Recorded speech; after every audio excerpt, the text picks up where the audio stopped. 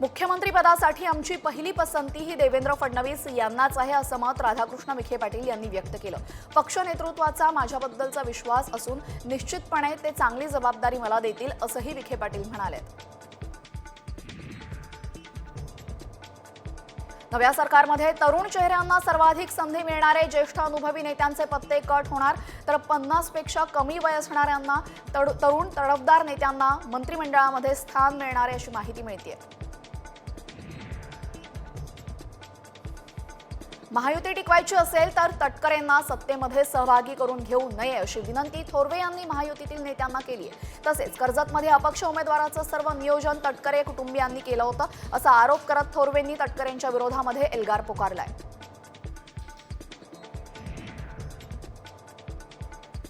आदिवासी विकास मंत्रिपदासाठी नरहरी झिरवाळ यांचं दिल्लीमध्ये लॉबिंग सुरू असल्याची सूत्रांनी माहिती दिली आहे। झिरवाळ यांनी याआधी सुद्धा मंत्रिपदाची इच्छा बोलून दाखवली होती।